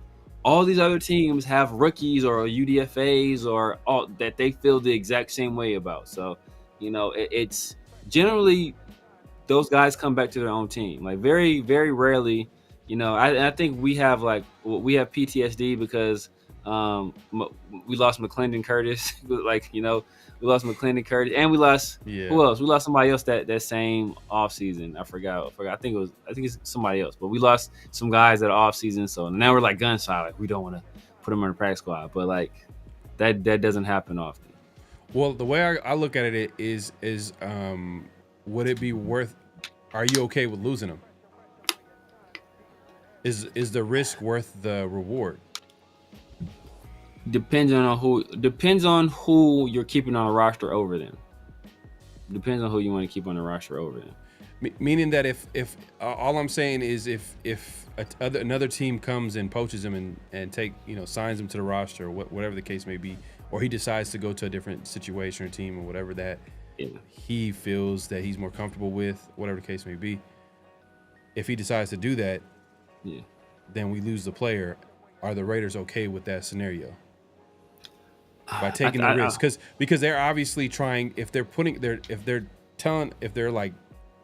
cutting him and wanting to sign him to the practice squad, they're feeling like they can get away with it. But is the risk worth it? That's why I said it depends on who what roster spot or who you're preserving that roster spot for. Because I think the only player we would worry about, and they would, and not necessarily like it would hurt us, but I think they would regret losing out an opportunity to develop it is Cam Miller. I think that's the one guy they would be like, you know what, do we want to take the chance? But me, I'm drafting the quarterback every single year. So like, hey, bro, somebody think or even like if trading, I want to say trade for one every year, but like even like looking at the trade market and seeing that if you can give like a later round pick for a young talent that you feel like you could possibly develop. Yeah. Like that's the thing. People look at the quarterback situation and be like, oh, we already have until we have a franchise QB, then we should always, or a GM, I would think would always want to look and see who's available, who they can add to the roster, who we can possibly develop at that position at quarterback, because it's the most important position on the football field. But we kind of accidentally just start talking about like what we want to see in this preseason game, but we also kind of talked about like surprise cuts. You mentioned Raheem Mostert. That might be a surprise cut for some people because they felt like he was going to be the number 2 back when they signed him to Genty. What would be another surprise cut? I guess surprise cut would be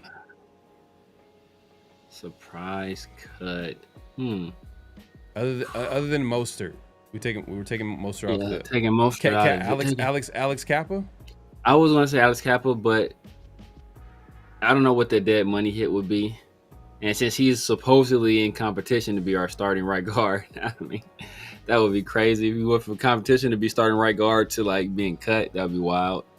But trying to think who's a surprise cut candidate. Okay, if we look at the corner spot, right? We look at corner. Is there anybody from there that might be cut? Darnay Holmes. If Kelly kind of. But would it be a surprise? But I mean, how like, that yeah, it would be like, who cares? go? Yeah, it would be for sure. Who The cares? Raiders cut down their homes. So it's like, Yeah. in other news, I guess. I mean, he was a draft. I guess Cody Lindenberg, since he was a draft pick, so he's a 7th rounder.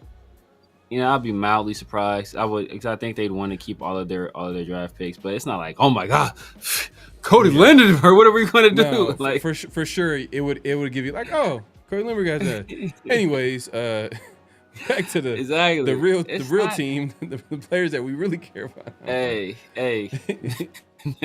know what, Pharaoh? Know what? What did we just say about there not being any like guys we'd be surprised if they got cut? What did we say that meant about your team? Damn. What did we just say? Your team? Know what, man? Know what? It wouldn't even be a surprise. It'd be a surprise for me because I think he has Epstein files on the Raiders. But Sam Webb, I think Sam Webb got the Epstein files on somebody within the Raider organization. He got some pictures, some text messages, something. He keeps coming back. Okay. You know what? Maybe we gotta think a little bit because surprise cuts are literally surprise cuts. Maybe it's things that we don't see coming, but we gonna have to like just guess. So look at the linebackers, right? They have a lot of. They're literally, if you think about the projected starters, like probably the first 4 linebackers off the bench or first linebackers on the depth chart are all on 1-year deals. True. Landon Roberts, he's not gonna get cut. Jamal Adams, the way he performed and what we've seen, he's not gonna get cut. Devin White is on a 1-year, $1 million deal. Technically, he's on a really cheap deal, but that's another veteran on a 1-year deal. And then you got, Jalen Smith, who we like. That's not gonna be a surprise. I'm surprised he's still here. but yeah, Jermaine Pratt is on a 1-year deal as well. That might be a surprise. Would that be a surprise? Jermaine Pratt and Devin White. Based on Jamal Adams, I think he might have snatched one of their jobs. Yeah, they took our jobs. So out of those two, there could be a surprise cut between those two. Yeah.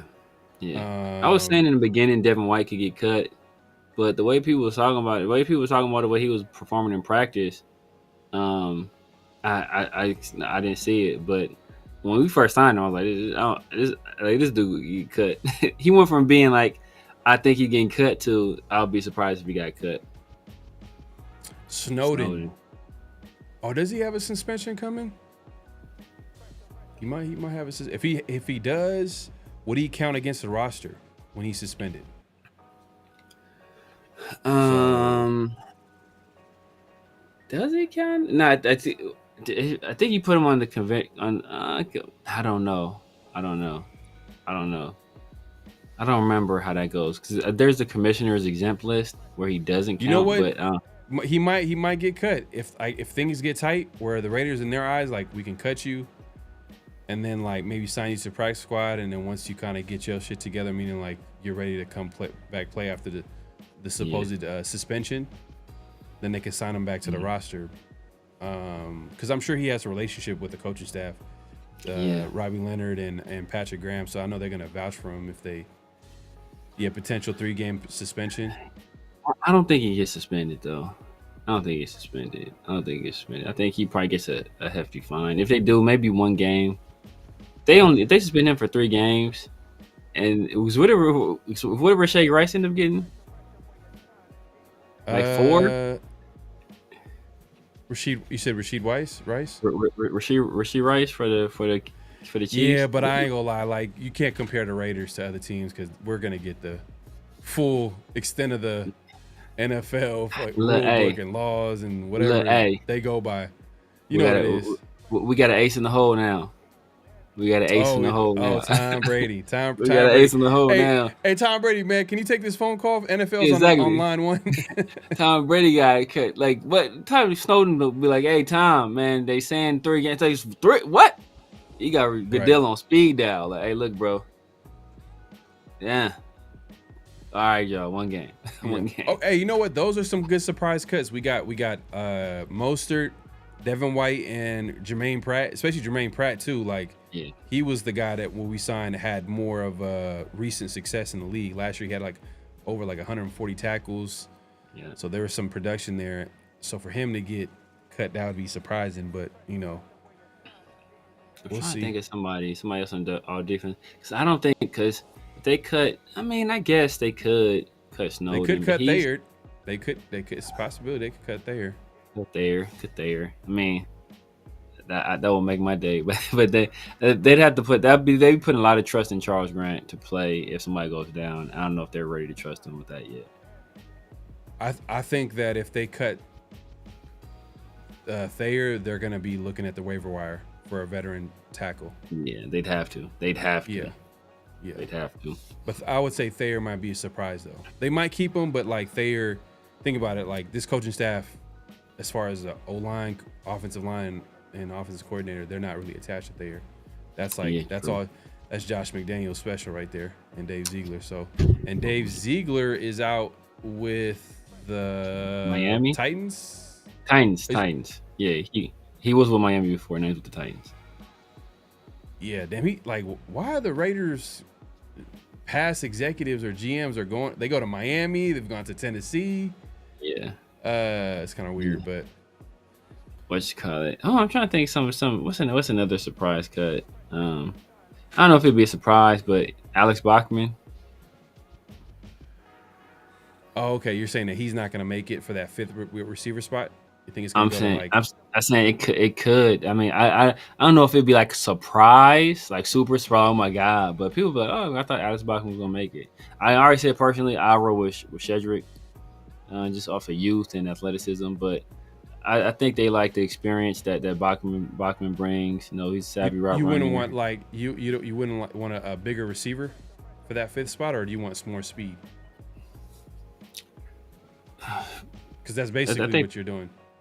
Yeah, but is how much bigger is Bachman than Shedrick Jackson? Well, Cedric Jackson, he's not that big, right? He's like what? Bachman is definitely bigger than him. Bachman is bigger than him, but how much bigger than him? I think like if it's like one guy is 5'11", one guy is 6'1", I think like okay, does that really make a difference? It's not like it's Colin Johnson. Like, oh, he's only 6 foot tall. who? I thought Bachman? I thought Bachman was taller. Yeah, Bachman's Damn. not that tall. Damn. Jeez. Cedric Jackson might be like 5'10". You know what it is? He probably has like long arms or something. I don't know. I always figured he was like 6'1". I thought 6'1", 6 foot. That's why I imagined him as. Shedrick. It's not even Cedric. It's Shedrick. No, Shedrick. Shedrick I is said Like what? People be doing that stuff. They get to the league. Remember the I think he played for the Packers. It was Leroy Butler. Remember Leroy Butler? I think he was a safety. I think he played for the Packers. But like all through college, it was like, oh, Leroy Butler. Yeah. Leroy Butler. He got to the league. It's like, oh no, it's not Leroy. It's Leroy. It's like, what?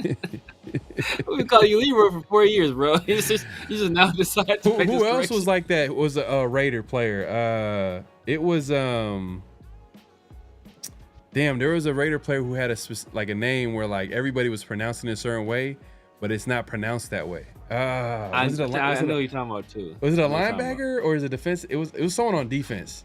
It was someone on defense. I can't think of it. I know who you're talking about. I cannot think of it. It was someone on defense, bro. I forgot who it was. It was someone on defense where I was just like, what? But yes, actually, Jackson is taller by 1 inch, 6'1". Okay. 6'1". I thought Bachman. So it's Collins Johnson is the only bigger. So Collins Johnson. He's like 6'6". But Bachman has had a better camp. From what we heard, is that he's had like the better camp. But Jackson probably had the best game in a preseason game. Yeah. So depending on how much they weigh the preseason game I'm thinking they're gonna weigh the training camp. I'm thinking the same way. You know what I mean? Like preseason's like icing on the cake. Like it's whatever you combine that with whatever you did in training camp. Yeah. And whatever. And if it was a situation where Bachman was like horrible, then that's different. If he was horrible in the preseason, but I think he's played all right in the preseason too. Yeah. Yeah, man. But hey, man, we appreciate everybody coming through.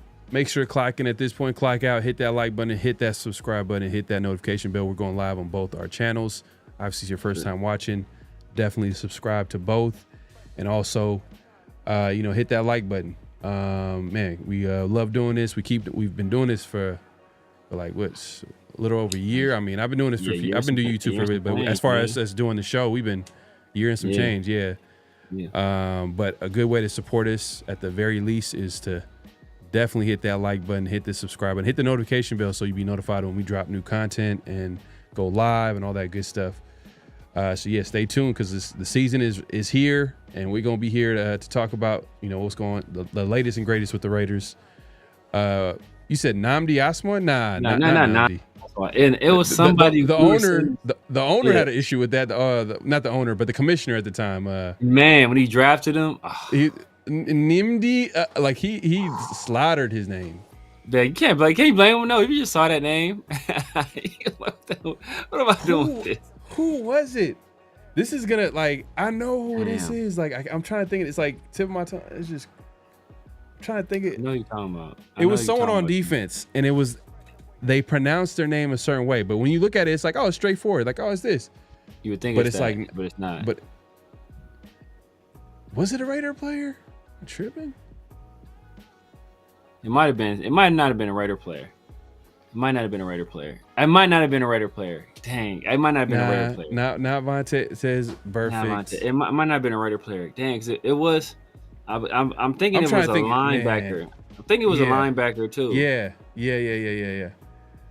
Yeah. Damn, I'm thinking about all these Raider teams, man. We've had a lot of players, bro. It was a recent draftee. It was a recent draftee too. Everybody was saying their name a certain way, and he was like, "Nah, it's actually this." Oh no! It might not be the same. We might think about somebody else, but Bijan Robinson. He's like, "It's Bijan."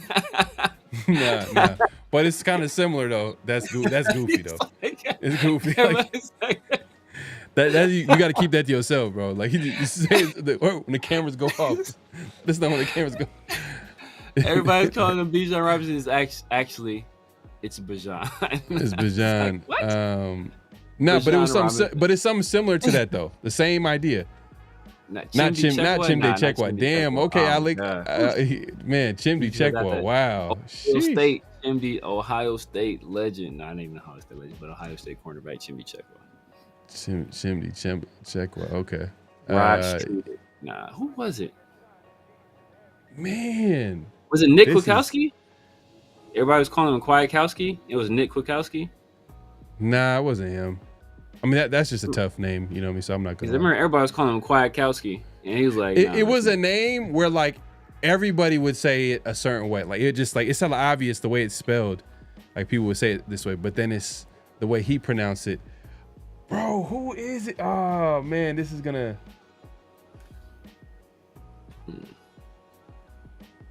Was it basketball? Now I'm like looking at other sports. Like, big sports, nah. It was football. It was definitely football. It was definitely the Raiders.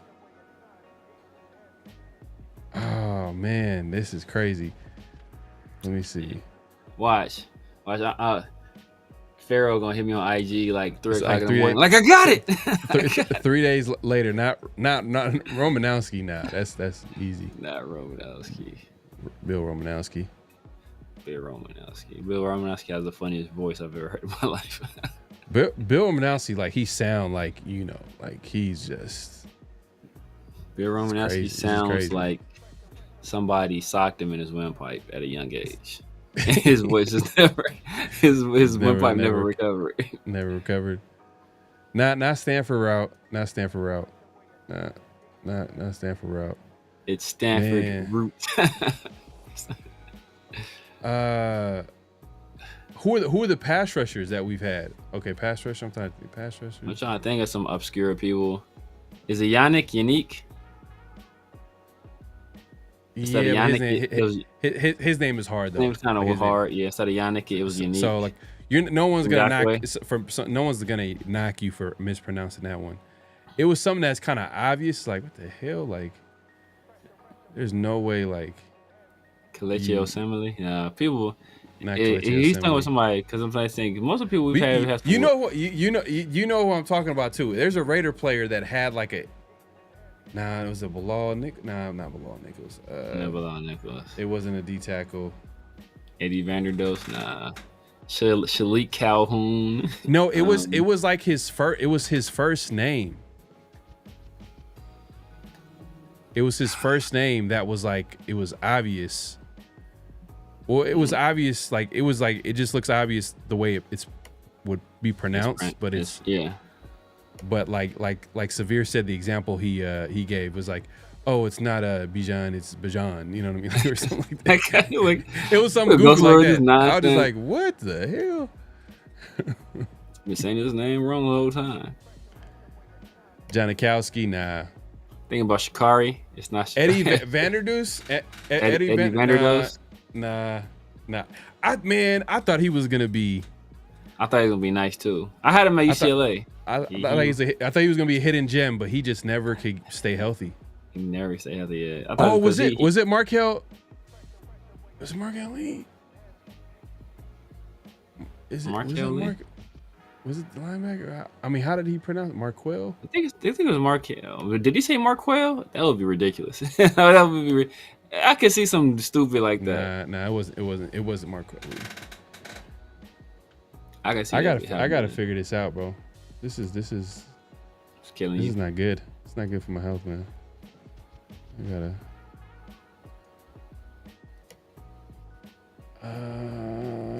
Let's see, Raider squad. Was it Pharaoh Brown?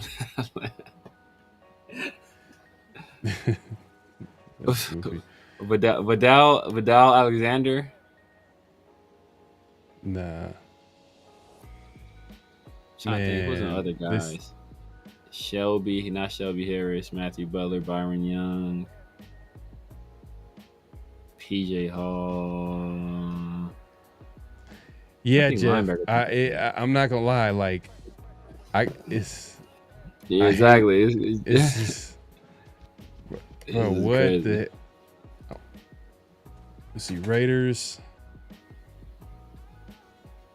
Jermaine, is it Illuminor? Jermaine Illuminor? Oh, was it? I think it might have been. I think it might have been. I think it might have been him. Richard. Jalen Richard? Jalen Richard. Yeah, Jalen. I thought it was Jalen Richard. It might have been him. That actually is a good one. But it might be. Don't let this guy off the hook. Yeah, that ain't it at all. He's just trying to. I was like, yeah, I think it might have been. I think it might have been Richard for sure. Because I was saying Jalen Richards. Because I looked at how it was spelled. It's not even spelled. You know how you spelled it like it's how Richard would be pronounced, but it was spelled like Richard. So that's actually a good one. But Cameron Wembley, I think Wembley. Yeah, everybody called him Cameron. Yeah, he was pretty high. He was a pretty high pick. I think he was a second round pick by the Browns, so people knew him. Yeah, you see what I'm saying? Yeah, definitely. Hey, Salvatore, man, salute, man. Hey, man, you got it right, man. Appreciate you. Whew. I'm good now. You know what? That's not who I'm thinking. That's not who I'm thinking about. Because I knew there might be someone else too, but I was thinking on defense though. For some reason, I was thinking defense. Is it Trayvon Merrick? And it was Trevon? No, that's not Trayvon Merrick. Hell no. Yaakov, man. People know it was Yaakov. No, I didn't. Otis Sistrunk. That's man. Oh, this one. Damn. Hey, Leo, you damn. Jakob? Hey, that's a good one too. I called him Jacob. I knew That's it a was good one, Jakob. He's German. That's like that's how they do their stuff. That's how like all those you would be like. But it wasn't. It wasn't him. It wasn't him. But that's like, a good one too. W's are pronounced as V's. So when Yasin? it's W, it's Vladimir. Is it Rock Yasin? Rock Yasin. Oh yeah, know what? That might have been it because it wasn't Rock Yasin. I think that's it. Rook Yasin? It was something weird. I think that's it. That's it. That's mine. It wasn't Rock Yasin. I was calling him Rock Yasin the whole time, and it's not his name. I still don't know what it is, but he corrected somebody.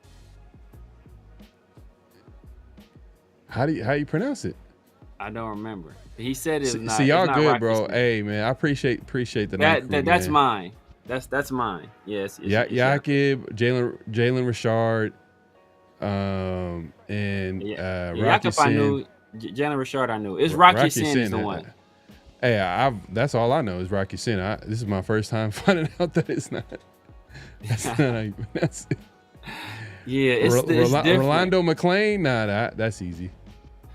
I want to say, damn. That's what I'm saying. How do you say his name? Rook Yasin. Man, I forgot. That's it. Because I was like, it's Rock Yasin, but he said it's not that. Damn, I don't remember. I'm about to look it up. Yeah, man. It's Jalen Richard that's a good one because I was actually like I thought it was Jalen Richards and I was like Richard. I was like looking at the spelling. I'm like, man, bro, y'all just want to get people mad. This is the oddest. I gotta see you this, bro. What? This is a crazy picture, man. It's on what we was talking about before the show, man. I gotta see this picture. It's just wild, bro. It's just wild. Kind of like I think a little better trajectory. It's wild, bro. I'm gonna send it to you, but I'm gonna figure out how Rock is saying. Kind of like Milrow. I mean, Milrow's all right. That as far as the name. Jalen Milrow. Yeah, there's certain names where the spelling you would think that is pronounced because it's pronounced like, like Richard, like Jalen Richard, like the Richard is spelled like Richard. Richard is spelled like Richard. That's why it was confusing. I think he said it was Rock Yasin or something like that. Rock Yasin. Damn, the entire Raider Nation thought like, oh man, he's Sin City special right here. Yeah. At corner, I think it's Rock Yasin. I think he said it in the presser. Hey, they had a chance to draft him this year. He could be. I mean, it's preseason right now. They drafted him like in the 4th round too. So. Yeah, Jeff. See, yes, Rock Yasin. Yep. Yeah. See. Where's he at now? I don't think he's in the league. I think he played for the Ravens at some point. The Colts. Let me see, Rock Yasin. Oh nope, yes. I'm lying. He left us. Didn't he go to the Ravens? We went some to the Ravens, right? For Yannick, right? He's with Detroit. With Detroit. Oh damn, he in a good spot. Oh damn, what the hell? Nah, he played. Is he with San Francisco? That's the last team that he played for. Oh, he might be with Detroit right now. With Detroit now. Okay. But he didn't play. He didn't play a snap. What's y'all boys doing out there in Detroit? Man, they set, bro. They said that Isaac Tesla dude. He heard he's killing for him. Like in training. I like Tesla. He's super athletic. He was super athletic. He's a big receiver too. He's like big 6'5". Yeah, big body, fast as I'll get out. Yeah, and he kind of adds something different to that room.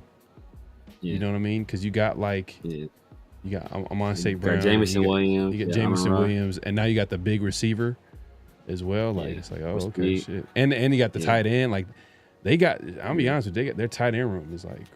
I mean, their offense is loaded, bro. Yeah. Now, I'm talking about everybody else's boy, Terran Arnold. Oh,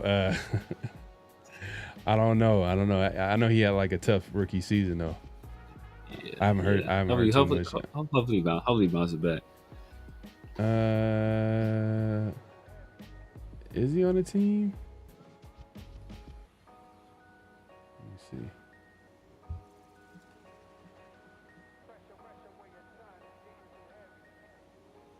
Oh yeah, he's on the team. Yeah, he's with Detroit. Rock Yassin with the team. Yeah, he's with Detroit. Yeah, man. Hey, we up out of here, man. I'm just pay attention to my social media, man. If I figure this out, Yeah, I mean, for me, it's Rock I think it's Jalen Richard, bro. I think it might have been Jalen Richard, but I feel like it was somebody on defense. It wasn't Rocky Scene, man. It wasn't that. For me, it was Rock Yassin. It was Rocky Scene? I was like, what, bro? I've been calling this dude Rock Yassin since he got drafted. I liked him when he was coming out. Yeah. I'm not. Y'all crazy, man. But hey, man, at this point, clock out, hit that like button, hit that subscribe button, hit that notification bell. Severe, man, let the people know where they can find you, what to look forward to, all that good stuff. You guys know what it is, man. The Severe Raider here on YouTube, Snapchat, TikTok, IG, on Twitter, getting blocked by everybody. On Kick, on Twitch, basically all social media. Holla at your boy. It's the Severe Raider. Tuesdays, rocking out with my guy PharoahNFL, the world famous 50-50 show on Thursdays, Around the Shield. Then on Wednesdays in the Raider War Room, where we bringing y'all film, and then on Sundays on the Raider War Room as well, man. So holla at your boy. Make sure you tap in if you like what you saw today. Send it to some people you think would get some enjoyment out of this content. It'd be much appreciated. Yes, sir, man. We'll be back at it next Tuesday. By that time, we'll probably get into like the final 53, the guys that got cut, and also talk about like possibly who the Raiders might be targeting, because they might be, because sometimes we've seen in the past where they'll get to the final 53 and we'll be like, oh damn, like this is some surprise cuts and some surprise moves, and this is the final 53, and then 2-3 days later they end up cutting a few players and then readjusting their practice squad. So we've seen that too as well. So we'll figure it out. We'll probably have a better idea of it when it happens on Tuesday or by Tuesday, especially after the game too. But we won't really know till Tuesday. But the game will give us like some interesting things to talk about as well. Like as far as like, because we might see maybe a series out of the starters. In the past, I wouldn't have said that, but with Pete Carroll, never know. Hey man, he has a whole different philosophy. So. We'll see if it translates, especially this year, because it's gonna be an interesting year, man. There's a lot of moving parts: the offense, the defense, coaching, all that stuff, man. But we're gonna be here to talk about it. We'll be back here also around the Shield next Thursday. Make sure we'll have a guest for y'all so we can chop it up and have a good conversation. And hey, the season's pretty much here. 2 weeks. Fact. 2 weeks until the season starts, bro. It's crazy. And I do have an announcement to make. Well, first I want to say, if Tommy Eichenberg gets cut, you know who's coming out. I got the robe and fedora, and I got it ready. It ready. And I also have another announcement. You guys have been calling me Severe. It's actually Severe. So that's actually. Wait a minute. I didn't. I was trying to wait till I got to 5,000 subs before I hit y'all with that. Just let y'all say it wrong. But is that Severe this whole time? It's Severe. It's Severe. It's French. I couldn't put the accent on there. So. First of all, man, we up out of here, man. Any last thoughts before we head out? Nah, man. Just be prepared for Tommy Eichenberg and Chris Collier not making this team. Because the coach ain't saying nothing this entire time. This whole time, he just wanted to say that before we out of here, man. He be lying in wait, waiting for some Tom Yackenberg slander. Man. All right, man. We up out of here, man. We'll see y'all soon, man. Peace. Just win, baby. Hello? You play to win the game. You don't play to just play it.